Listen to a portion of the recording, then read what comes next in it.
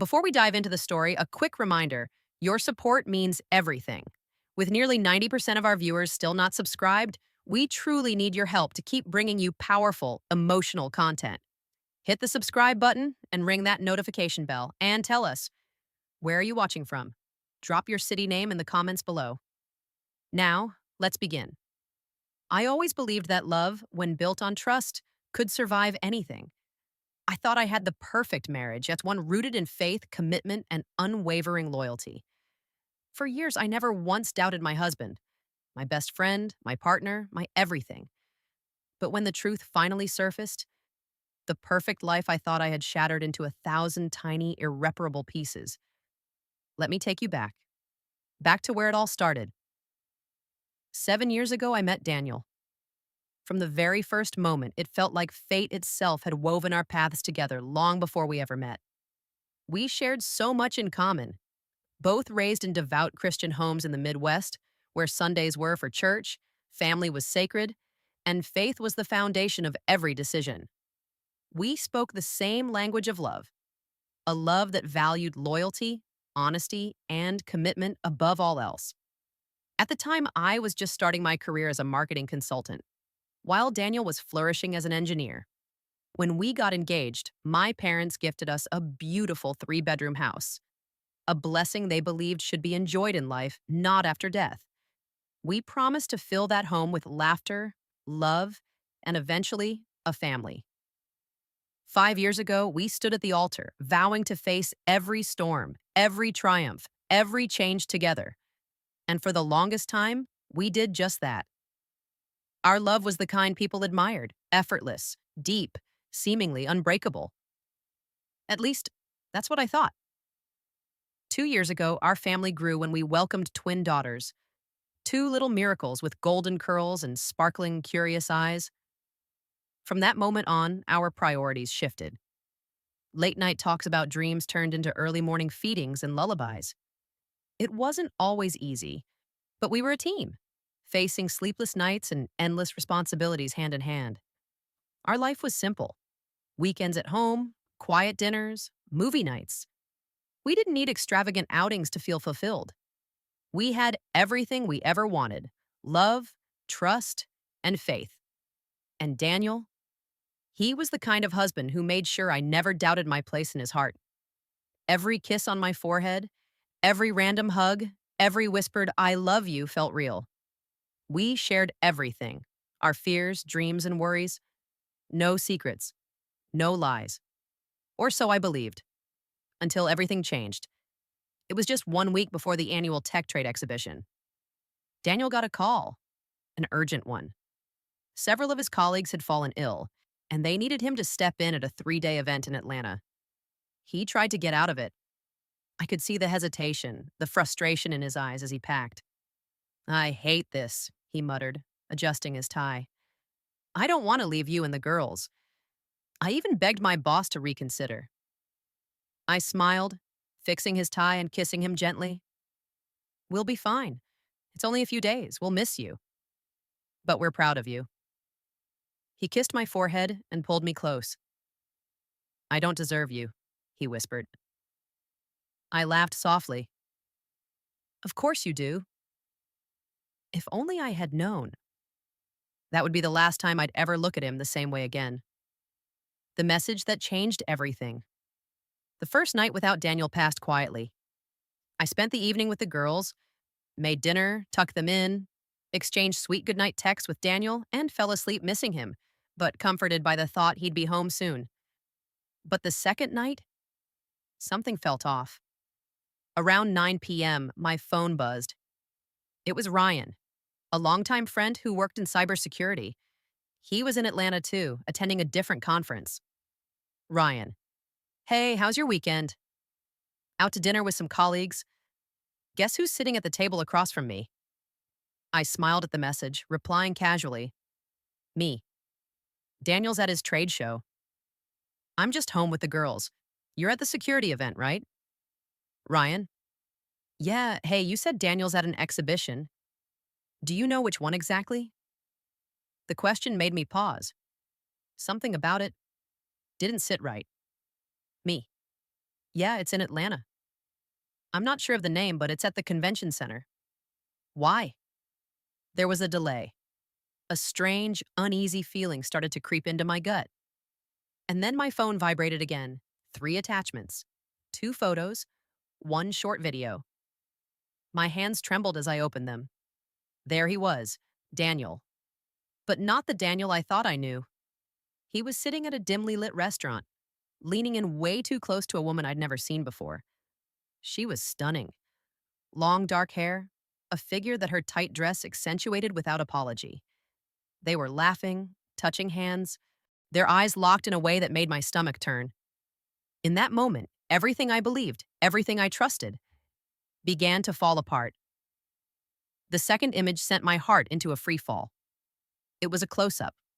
Her hand resting intimately on his arm, her lips just inches from his ear as she whispered something only meant for him. And Daniel, the way he looked at her, like she was the center of his world, made my stomach twist into painful knots. And then I opened the final attachment, a video. The second it started playing, my world shattered. Daniel wasn't just being friendly, he was kissing her forehead. Not a casual, polite gesture, but something intimate, passionate, real.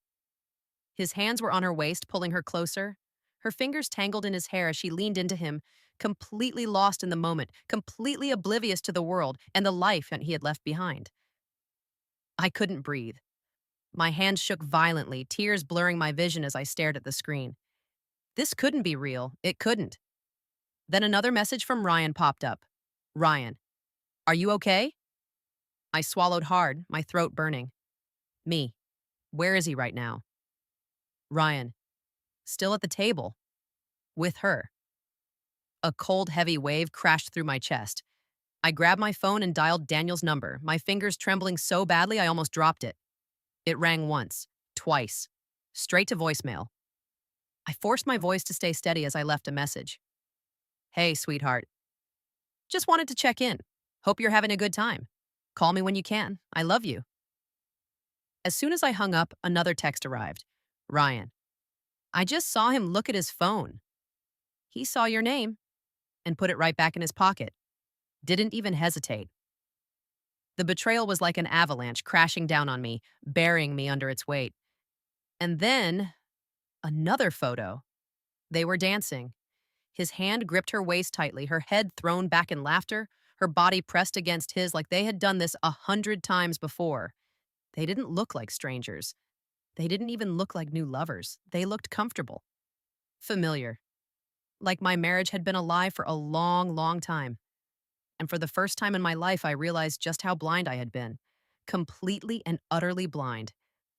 The moment I saw those photos and that video, my world tilted off its axis. It was as if everything I had trusted, everything I had built, had crumbled into dust at my feet. I wanted to believe there was some explanation, some logical reason that would make all of this disappear. But deep down, I knew. I knew this wasn't innocent. This wasn't a misunderstanding. This wasn't something that could be explained away with weak excuses.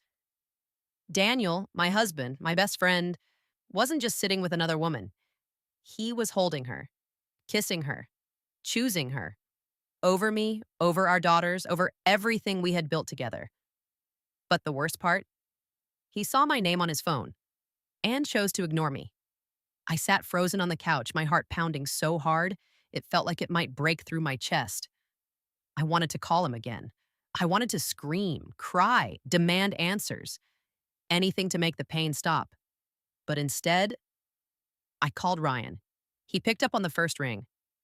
Hey, are you okay? He asked gently. I let out a shaky breath. I don't know. There was a pause. I didn't want to be the one to tell you, Ryan said softly. But I couldn't just sit here and say nothing. You deserve to know. Who is she? I choked out. Ryan hesitated. I don't know her name. But they're acting like this isn't new. My stomach twisted painfully. So you think... I think it's been going on for a while, he said, his voice low. The words sliced through me like a knife. I can stay here if you want, Ryan added. Keep an eye on them. Just tell me what you need.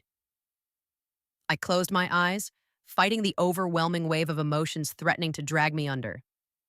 No, don't waste your night on this. I need to think. I'm here if you need anything, Ryan said before we hung up. I set my phone down, staring blankly at the floor. I wanted to believe there was still some mistake. But the evidence was right there, staring me in the face. Undeniable. Crushing. Daniel was cheating, and I had no idea what to do next. I didn't sleep that night. Instead, I replayed every moment of our marriage, searching for the signs I must have missed. Had I been so consumed with being a mother that I hadn't seen my husband slipping away from me? By morning, I was a tangled mess of heartbreak and fury. When the girls woke up, I forced myself to be present, to smile, to make breakfast, to pretend nothing was wrong. They were too young to understand the storm raging inside me, and I refused to let them feel my pain. But inside, I was unraveling. And Daniel? He still hadn't called. By noon, I couldn't take it anymore. I grabbed my phone and dialed his number. Ring, ring, voicemail. My grip tightened around the phone. This wasn't normal. Daniel always answered, or at least sent a text if he was busy. But now? Only silence. I sent him a message instead. Me. Hey, I tried calling. Is everything okay? Minutes passed. Then an hour. Still nothing. The anger inside me boiled hotter with every passing second. I opened the photos Ryan had sent, staring at them again, daring myself to believe they weren't real. But they were, and I couldn't pretend anymore. I deserved the truth. Finally that evening, Daniel called. I stared at his name on my screen, my pulse racing, my hands trembling. I answered, trying to steady my voice. Hello. His tone was casual. Hey, sweetheart. Sorry, it's been crazy busy. How are you and the girls? His normalcy made me feel sick, like he wasn't lying, like he wasn't living a double life. I swallowed hard. We're fine. How's the trip? There was a slight pause. Good. Just work. You know how it is. Lies. Every word. A lie. I tightened my grip on the phone. Where are you right now? In my hotel room, he answered easily. Just getting ready for bed. And right then, another message from Ryan. Another photo. Daniel at a bar with her. Not in a hotel room, not alone, not even close. I felt the breath leave my lungs. Daniel, I said sharply, my voice trembling, tell me the truth. Are you alone right now? There was a hesitation. Barely noticeable, bro. But it was there. Of course I am. Why would you even ask that? I closed my eyes, swallowing the scream rising in my throat. He was lying, straight to my face. I took a deep, slow breath. When are you coming home? I asked. Tomorrow evening. Why? Do you miss me? The casualness in his voice almost broke me. I'd spent the last 24 hours drowning in agony. And here he was, pretending everything was perfectly normal. I forced out a small laugh. Yeah, I miss you. And it was true. I missed the man I thought he was, the man I had built a life with. But that man didn't exist anymore. Good, he said cheerfully. I can't wait to see you. When I hung up, I felt like I was suffocating, because now I had a choice to make. I could pretend I didn't know, pretend nothing was wrong, welcome him home like the loyal, loving wife I'd always been. Or I could confront him, demand the truth, and risk losing everything. As I stared down at the pictures on my phone, my decision became clear. This wasn't just about me anymore. This wasn't just about me anymore. It was about my daughters, the life we had built together, the trust Daniel had shattered. He had made his choice. Now it was time for me to make mine. The moment I ended the call, the decision was clear. I couldn't sit in silence, pretending everything was normal. Because nothing was normal anymore. Daniel hadn't just lied about where he had lied about who he was. And I wasn't going to let this betrayal pass without confrontation. That night, sleep was impossible. Every time I closed my eyes, I saw the images Ryan had sent. The way Daniel touched her, laughed with her, chose her. By morning, the helpless wife I had been was gone. I needed the truth. I needed to hear it from his own mouth. But I wouldn't meet him with rage or hysteria. No shouting, no broken dishes. If I gave him the chance to lie again, he would take it. I needed to stay calm, to force him into the light. When Daniel finally walked through the door that evening, suitcase trailing behind him, my heart hammered painfully against my ribs. I stood in the kitchen, palms sweaty but face emotionless. He smiled when he saw me, too easily. Hey, sweetheart. I swallowed the lump rising in my throat. Hey. He stepped forward, leaning in for a kiss. For a fleeting second, I considered letting him, pretending. But I couldn't. I stepped back, his brow furrowed. Everything okay? I tilted my head slightly, studying him like a stranger. You tell me. A flicker of tension crossed his face, but he masked it quickly. What do you mean? Wordlessly, I pulled out my phone and showed him the pictures. The color drained from his face. His mouth opened, then closed again. He swallowed hard. Where did you get that? He finally asked, voice barely above a whisper. That's not me. It's not what it looks like. I shook my head, my hands trembling despite my resolve. So it's true. He raked a hand through his hair, taking a deep, shaky breath. Listen, who is she? I cut him off. He hesitated. Then, her name's Megan. Her name made it real in a way nothing else had. Megan. I gripped the counter behind me, grounding myself. How long? A few months, he muttered. A few months. Not a mistake. Not a one-night lapse in judgment. A conscious, repeated choice. He had been living a lie, kissing me, holding our daughters, while carrying on with someone else. The realization knocked the air from my lungs. Why? My voice was hoarse. He looked away, his jaw tightening. I don't know. That's not an answer. He sighed, dragging his hands down his face. I don't know what you want me to say. I want the truth, I said, the words cutting through the heavy air between us. He finally met my gaze, eyes heavy with guilt. After the girls were born, things changed. You were so focused on them. I just felt invisible. Tears burned at the back of my eyes, but I refused to let them fall. So instead of talking to me, you found someone else? I didn't plan for it to happen. I let out a hollow, bitter laugh.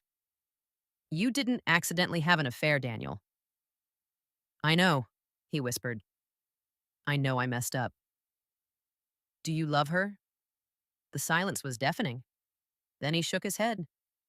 No. It should have been a relief, but it wasn't. Because if he didn't even love her, then what did that make me? The woman he did love and still betrayed? My voice trembled. So, what now?